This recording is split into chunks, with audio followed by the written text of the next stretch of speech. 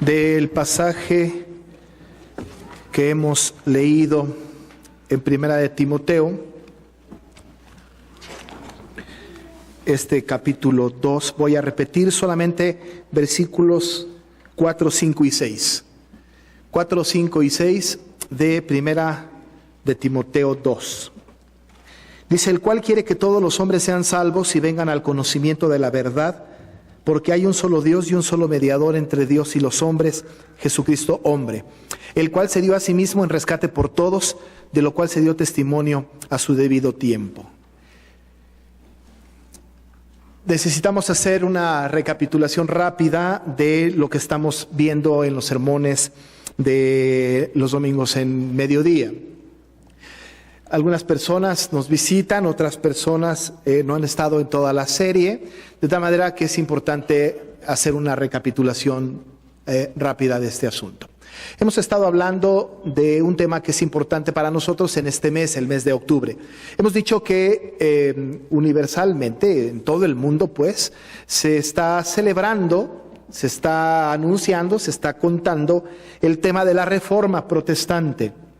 Y nos hemos remontado a los años de los 1500, en 1517 específicamente, en el siglo XVI, para que pudiésemos nosotros entrar en el estudio profundo de lo que significó esto y lo que movió a la Reforma para que tomara este carácter reformador y que hasta nosotros nos alcanzara este tema tan importante y del cual nosotros somos herencia de los reformadores. Así que entonces hemos estado hablando de este asunto. Hemos hablado acerca de este tema de la Reforma del siglo XVI, hablamos de Martín Lutero un poco y hablábamos acerca de lo importante que era este tema. Dijimos en ese tiempo, y lo hemos estado repitiendo, que el tema de la salvación era un tema fundamental en aquel tiempo, un tema vital, como lo es ahora también. Nosotros hablamos de la salvación, en aquel tiempo se hablaba de la salvación. La salvación era tan importante que empezó a tomar matices distintos y empezó a tener la iglesia de ese tiempo un poco el dominio de la voluntad de las personas y empezó a establecer verdades, dogmas en realidad, dogmas de fe, que tenían que ver con la salvación. Y se manejaba el término de la salvación de acuerdo a lo que la iglesia determinaba, lo que la iglesia decía, cómo lo acomodaba, y entonces empezó a manipular mucho este asunto que tiene que ver con la salvación. En ese tiempo, entonces, la salvación era un tema importante. La gente no tenía acceso a la palabra para estudiar la palabra. ¿Qué dice la Biblia respecto de la salvación? No tenían estos fundamentos y desde luego sin la palabra, pues toda la demás información les faltaba. Y se dejaban llevar por todo este comentario, toda esta enseñanza que la iglesia de aquel tiempo enseñaba respecto de la salvación. Decían muchas cosas. Hablaban acerca de que la iglesia era proveedora de la salvación. Hablaban acerca de doctrinas o dogmas equivocados que atemorizaban a las personas y por temor a algo que ellos no pudiesen entender todavía, entonces ellos podían incluso dar grandes ofrendas, grandes aportaciones a la iglesia de ese tiempo, porque estaban en verdad siendo víctimas de una falsa enseñanza de la salvación. Decían acerca de las indulgencias que había personas que podían orar por los muertos que estaban ya, habían acabado su vida y que estaban en un famoso purgatorio y que de ahí entonces en la oración fiel de algunos que vivían pudiesen llegar al cielo, pero había ciertas cobranzas, había ciertos pagos de indulgencias. En ese tiempo también había la idea de que había diferentes imágenes en las iglesias de aquel tiempo y entonces había que pedir al santo, había que pedir a esta imagen, a esta escultura de barro, había que pedir algo porque ellos servían como intermediarios entre los hombres y Dios. Entonces decían, ahí hay una intermediación, había santos, había imágenes que pudieran servir de intermediación, había otras reliquias que también pudieran ser intermediarias entre Dios y los hombres con tal de ganar la salvación. La iglesia misma se convirtió en un elemento mediador para con Dios, entre los hombres y Dios. Así que entonces empezó a tratar este tema y empezó a ver asuntos muy delicados que tienen que ver con esto. La salvación era tan importante y era un tema tan relevante Insisto, la iglesia no tenía acceso a la palabra, pero entonces en aquel tiempo la gente no sabía. Cuando Lutero pega sus tesis, las 95 tesis, y habla acerca de todos estos conceptos de la salvación, muy particularmente de las indulgencias, establece una verdad que va a prevalecer y que los reformadores van a ir confirmando en lo que le hemos llamado los 5 solos de la Reforma. Dijimos que los 5 solos de la Reforma son la sola Escritura, sola fe, sola gracia, solo Cristo salva y solo a Dios la gloria. Y entonces establecieron estos 5 principios. No fueron de inmediato. Empiezan 3 de una manera muy formal que tienen que ver con la salvación. Y lo primero que ellos descubren, los reformadores, específicamente Lutero, es solo la Escritura, no las tradiciones, no la iglesia, no lo que nos dicen, lo que dice la Escritura. Y trajo la atención de la gente a la Biblia diciendo solo la Escritura, en ella encontramos. ¿Cómo vamos a saber nosotros de la fe si no leemos la Biblia? Ahí nos lo explica. ¿Cómo sabemos de la gracia si no hemos leído la Biblia? Ahí lo cuenta. ¿Cómo conocemos a Jesús si no es a través de su palabra? La palabra cuenta de Jesús. Así que entonces el valor más importante, este pilar importantísimo, era vital y principal entre todos, solo la Escritura, no las tradiciones. Esto siguió caminando, pero la gente, o en aquel tiempo, se manejaba el tema de que efectivamente ahí están las Escrituras, pero tienes que hacer muy buenas obras, mucha labor para tener la salvación. Y se empezó a manejar el tema de las obras. Entonces tienes que hacer esto, tienes que hacer aquello para ganarte la salvación. De tal manera que las obras eran un factor determinante. En ese sentido entonces surge el segundo pilar de la fe reformada. No es por obras, solo la fe, solo por fe. El autor de Efesios, Pablo, habla acerca de la fe. La fe es un don de Dios. Por gracia sois salvos, dice, por medio de la fe. Así que no es por las obras, sino es por la fe. Siguió este asunto y luego surge la idea de que nos merecemos la salvación. Soy muy bueno, soy muy cumplido, soy muy obediente, soy una buena hija, soy un buen hijo, no hago nunca nada mal, me porto bien, voy a misa todos los domingos, rezo mis oraciones constantemente, me merezco el cielo. Me merezco la salvación. Y entonces en aquel tiempo los reformadores dicen, no, de acuerdo a la palabra esto no es así. Nadie merece la salvación. Nadie tiene merecida la salvación. La salvación es solo por gracia. Es un favor de Dios, es un don inmerecido de Dios. Solo por gracia. Y surge el tercer principio de la Reforma. Solo por gracia, sola gracia. Era importante esto. Decíamos en aquel tiempo, hace un par de domingos quizá o 3, no recuerdo, pero hablábamos acerca de que nosotros hemos cometido errores de esta naturaleza. Las mamás, los papás hemos dicho a los hijos pequeños, si te portas bien te vas a ir al cielo. Y pues hemos dicho una herejía muy bien intencionada, pero no es así. No es por obras para que nadie se gloríe. No enseñemos a nuestros hijos esto. Es por fe, es por gracia, y esto solamente lo encontramos en la Escritura. La iglesia siguió pensando en que ella era mediadora, que ella era la que podía llevar a las personas a Cristo. Fuera de la iglesia no es posible la salvación. Esto se dio en aquel tiempo, en estos tiempos sigue siendo un poco igual en la iglesia mayoritaria de nuestro país. Solo la iglesia es la que nos lleva, la que nos enseña, es un medio de salvación, es la mediadora de la salvación. Y se cometieron errores terribles en ese sentido. La iglesia no podía ser mediadora de la salvación. No era a través de la iglesia que obteníamos la salvación. Porque si fuera por la iglesia, entonces sería por obras, porque habría que venir, habría que rezar, habría que ofrendar, habría que hacer una gran cantidad de cosas para ganarnos la salvación en la iglesia. La iglesia de ninguna manera podía ser un medio de salvación. En aquel tiempo también surgió la idea de que ya existía la fe, ya estaba en boga el tema de la fe. Ahora, la fe es tan importante, pero había un problema. La gente empezó a tener fe en la fe. Una cosa complicada. La fe en la fe. Pues tú crees lo que tú quieras. lo que quieras, en lo que estés convencido, eso te va a salvar. La fe en la fe. Pero entonces, ¿en quién crees tú? Bueno, yo creo en Buda, y yo creo en Mahoma, y yo creo en yo creo en más allá. Y hay una gran cantidad de oferta celestial. Y cada quien cree en lo que quiera. No importa en lo que creas, tú cree con todo tu corazón y eso te va a salvar. La verdad es que qué equivocados estaban. La fe en la fe era un tema interesante. Ahora resulta que la fe es mediadora.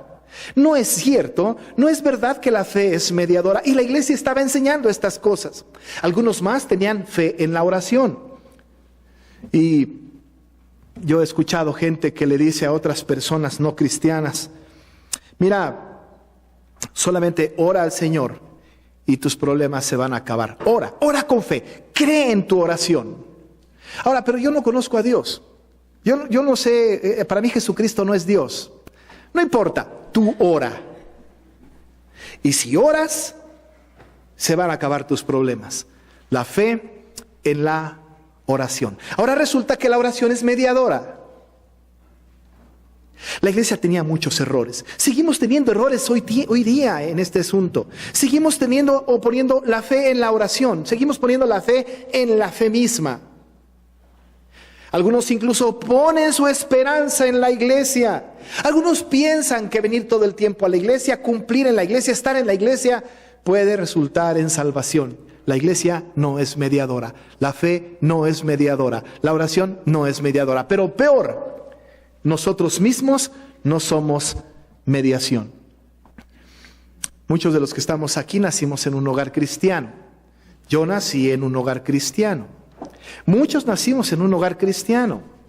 Y pensamos que al haber nacido en un hogar cristiano, entonces eso nos provoca salvación. Pero déjeme decirle que la familia no es mediadora. No es cierto. Lo he dicho muchas veces, pero nacer en un garage no me hace carro. No es cierto que porque he nacido en un hogar cristiano, entonces ahora ya soy salvo. Y nos tomamos de pasajes importantes. Cree en el Señor Jesucristo, será salvo tú y tu casa. Esta es la promesa. Por lo tanto, crea o no, haga lo que haga, yo ya soy salvo. ¿Por qué? Porque nací en un hogar cristiano. Eso está muy equivocado. La familia no es mediadora. ¿Pero qué es mediador? Y entonces en aquel tiempo surge la idea. Y surge esta enseñanza fundamental. No es la iglesia, no es la fe, no es la oración, no es uno mismo, no es la familia. No hay mediación en todas estas cosas. El único aquí que salva es Jesucristo. Y entonces surge: solo Cristo salva. Solo Cristo. Nadie más. Nada más.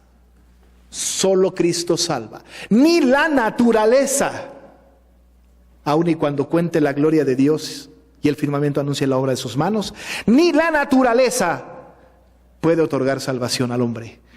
El único que puede otorgar salvación, el único mediador que puede otorgar la salvación es Jesucristo. Fue una idea abrumadora. Fue una idea peligrosa para el clero de aquella época. Porque creer que solo Cristo salva le quita poder a la iglesia.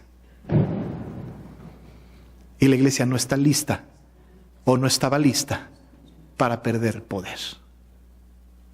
Solo Cristo salva.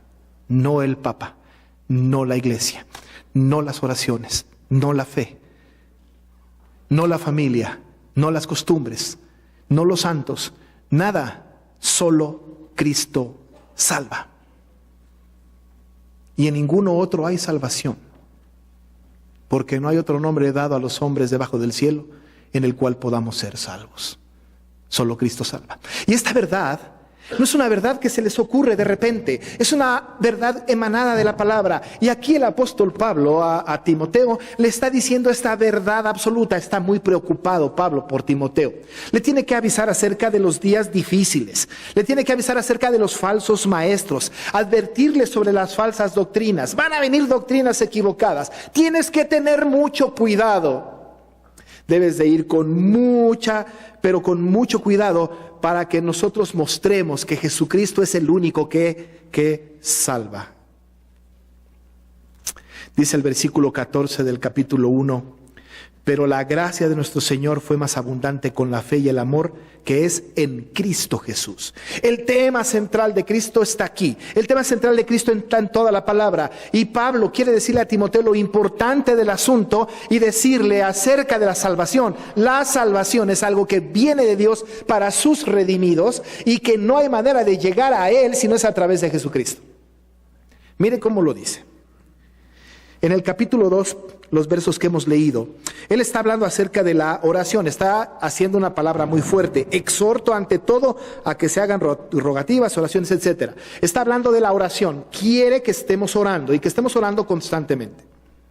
Pero además en este tema toca el punto del versículo 4 diciendo, el cual, hablando de Dios, nuestro Salvador, del versículo 3, el cual quiere que todos los hombres sean salvos y vengan al conocimiento de la verdad. Ahora no vamos a entrar en tanto detalle en este versículo que es controversial, pero diré 2 o 3 cosas al respecto que tienen que ver con el versículo que sigue. Está hablando de la salvación aquí. Es muy notorio porque está diciendo el cual quiere que todos los hombres sean salvos. Está hablando de la salvación y vengan al conocimiento de la verdad. Cuando hablamos de todos los hombres, estamos en un problema. Nosotros como Iglesia Presbiteriana Reformada tenemos una doctrina que es bastante debatida en varios círculos, pero una doctrina de la cual estamos completamente convencidos y defendemos completamente. Está dentro de los puntos o los 5 puntos de Calvino, lo que nosotros normalmente estudiamos y aprendemos. Esta doctrina tiene por nombre la expiación limitada. Ahora, no se puede entender la expiación limitada sin considerar su antagónico, que es la expiación universal. Ahora, ¿qué quiero decir con esto? Lo que quiero decir es la pregunta de ¿por quiénes murió Cristo? Es una pregunta que nos asoma un poco o nos lleva al punto de la expiación limitada o universal. Las respuestas pueden ser 2. Una, el Señor Jesucristo vino y murió por toda la humanidad. Todos. Ahora, desde luego que nosotros entendemos que la redención, la expiación de Cristo, por supuesto que impacta a toda la humanidad. Porque hay bien común para todos aquellos, sean cristianos o no. El sol sale para justos e injustos. Hay comida para todos. La gracia común del Señor alcanza a todos, pero ¿sabe a qué se debe que todo mundo goce de esta bendición? Por la redención, por Cristo. Porque de Él y por Él y para Él son todas las cosas. A Él sea la gloria por los siglos. Gracias a Él todos gozamos de grandes bendiciones por la obra expiatoria de Cristo. Pero la pregunta ¿es que el Señor murió por todos? Aun y cuando todos tienen un efecto, hay un efecto de la redención, la respuesta es no. No murió por todos. Murió por sus elegidos. Ahora, el Señor quiere cosas. Y lo que Dios quiere siempre se cumple, ¿no es cierto? Ahora, si yo quiero algo, si yo le digo a mis hijos, quiero que se porten bien, ¿sabe una cosa? Mi deseo no se va a cumplir. Porque mis hijos se portan mal. No siempre. No es tan constante, pero los míos sí. A lo mejor los suyos no, pero los míos sí se portan mal. Entonces, mi deseo no se cumplió. Pero yo soy un mortal. Yo no soy perfecto. Por supuesto que se van a portar. Yo quiero eso, pero se van a portar mal. Yo quiero tantas cosas, pero ¿sabe qué? Mis deseos no siempre se van a cumplir. Porque soy un inmortal. Pero si Dios quiere algo, soy inmortal, no inmortal. Pero si Dios quiere algo, si Dios desea algo, anhela algo, ¿se cumplirá? La respuesta es sí. Todo lo que Dios quiere, lo obtiene, se cumple. Pero este pasaje nos da un problema. Porque dice, el cual, Dios, el cual quiere que todos los hombres sean salvos. Ahora, usted y yo conocemos gente que ha muerto sin ser salvo. ¿Es que el deseo de Dios no se cumplió? ¡Ah, qué caramba! Entonces no tenemos un Dios soberano. El deseo de Dios siempre se cumple. Y si Él quiere que todos sean salvos, déjeme darle una noticia, todos serán salvos. Entonces, ¿quiénes son todos? Bueno, todos los redimidos. Si usted estuviera fuera de la iglesia, todos afuera, y yo le pidiera a un hermano, diácono o a alguien, por favor, diles que entren. ¿A quiénes? A todos. ¿Pero a quién me estoy refiriendo? A todos los que pertenecen a esta iglesia. Incluso hasta puedo ser más atrevido a decir que todo mundo entre. Pero todo el mundo, ¿es que vendrá todo el mundo y entrará? No, ¿quiénes son todo el mundo? Los que pertenecen a esta iglesia, a este grupo. De tal manera que todos tiene que ver con los redimidos. Entonces, el Señor quiere, y es verdad, que todos los hombres sean salvos, todos los redimidos, y vengan al conocimiento de la verdad, todos los redimidos. La expiación limitada. Para que estos vengan, para que todos sean salvos, todos los redimidos, los que Él decidió desde antes de la fundación del mundo, que no sabemos ni cuántos son ni quiénes son, pero todos estos que van a venir y que van a tener el conocimiento de la verdad, se tienen que encontrar con una verdad fundamental. Todos vendrán a Dios, porque hay un solo Dios. Pero vendrán directamente, vendrán por sus propios méritos, vendrán por su propio esfuerzo, vendrán como resultado de un análisis intelectual profundo de la Biblia y sacando conclusiones lógicas. Vendrá porque adoró y porque estuvo y porque tiene una fe. Vendrá porque hizo la oración del pecador. Vendrá porque nació en una familia cristiana. ¿Vendrá a Dios porque viene a la iglesia todos los domingos? La respuesta es no. Porque hay un solo Dios, pero además dice Pablo, y un solo mediador. Cualquiera de estos redimidos que venga al Señor será solo, exclusivamente a través del mediador. No hay otra forma de encontrar salvación. Solo a través del mediador. Pero entonces, ¿cuántos mediadores hay? Denos, por favor, una buena cantidad de mediadores para escoger uno y venir a Dios. Dice la Biblia, un solo mediador. Hermano, no hay muchos mediadores. No puede usted orar con una persona y la persona le puede decir, te perdono tus pecados. No se puede, porque hay un solo mediador, Jesucristo. Nadie le puede a usted otorgar el cielo ni la salvación, solo Dios, a través de su mediador, que es Jesucristo. Usted no puede tener en casa una imagen colgada y pensar que esa imagen le va a llevar al cielo con salvación, porque dice la Biblia, un solo mediador, Jesucristo, Jesucristo hombre. Era tan importante en este tiempo, en aquel, y en este también, entender que no hay la posibilidad de obtener la salvación, sino por fe, por gracia, dictada en la Escritura, pero a través del mediador que es Cristo Jesús. Solo en Él hay salvación. Fuera de Él no existe la posibilidad de la salvación. Pablo le dijo a Timoteo, un solo Dios, no muchos. Y para ese Dios, un solo mediador. ¿Y quién es este mediador? Jesucristo. Jesucristo hombre. Está en medio. Ninguno de nosotros puede llegar a Dios si no es a través de Él. Él dijo, yo soy el camino y la verdad y la vida. Nadie puede venir al Padre si no es a través de mí. Solo a través de Él hay salvación, como mediador. Si usted creía que podía llegar al Padre sin Cristo, es imposible. Ni siquiera su oración puede llegar directo a Dios si no es a través de Jesucristo. Por eso siempre oramos en el nombre de Jesús, porque nuestra oración llega al Señor a través de Jesucristo. Jesucristo, pero Jesucristo hombre. Pero era tan importante mencionarlo, Porque ese Jesucristo hombre es el hombre que necesitaba venir al mundo como segundo Adán, cumplir con toda la ley y morir en la cruz para justificarnos de nuestros pecados. No había otra posibilidad. Nadie pudo haber venido para expiar nuestras culpas. Nadie pudo haber venido para salvarnos y darnos su vida eterna si no pasaba por todo el proceso de la pasión que Jesucristo pasó. Y Él murió por nosotros en su calidad de hombre. Déjeme decirle que Él tiene dos naturalezas, la divina y la humana. Es perfectamente Dios.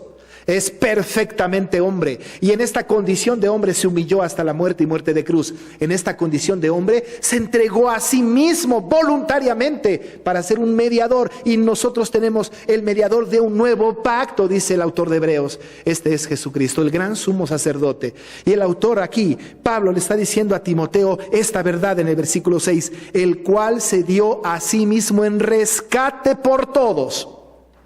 Se dio a sí mismo. Murió en la cruz para ser nuestro mediador. El costo de la mediación fue su sangre. Y nosotros somos salvos por gracia, sí, pero a través de nuestro mediador, que se dio a sí mismo en rescate por todos nosotros. Esta verdad nos alcanza ahora. Es una verdad para nosotros. Por supuesto que entendemos que la Biblia es la única autorizada, que la fe es fundamental, que la gracia quita mérito humano, pero no serviría de nada si no supiéramos que solo Cristo salva. Porque usted puede leer algún libro autorizado por los budistas, tener fe en Buda, creer que Él le otorga gracia, pero no es el mediador.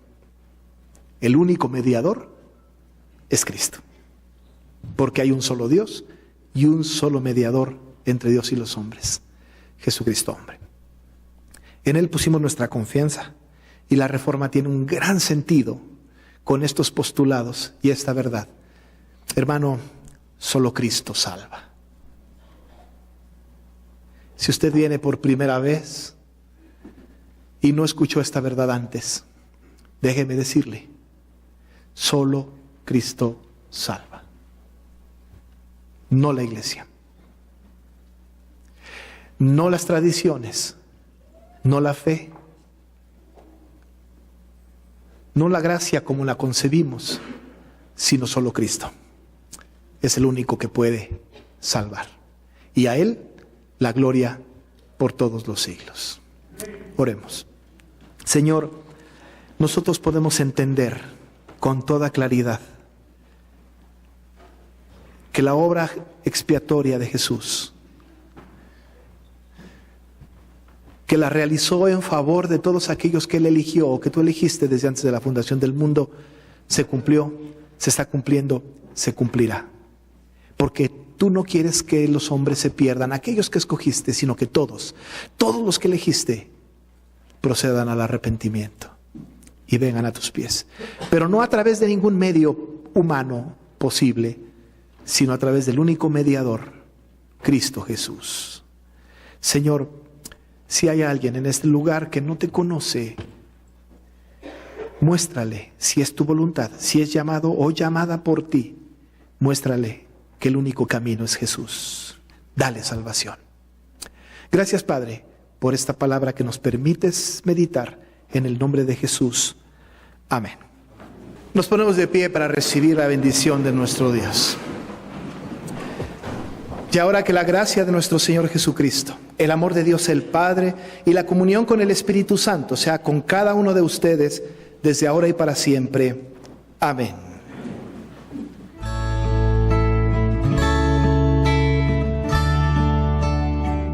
Iglesia Nacional Presbiteriana Príncipe de Paz, ubicada en Humboldt número 50, Colonia Centro, México DF. Si desea mayor información, puede comunicarse al 5518-6114 y 5518-5900 o en la página de internet www.inp-príncipedepazcentro.org. Recuerde que esta puede ser su iglesia.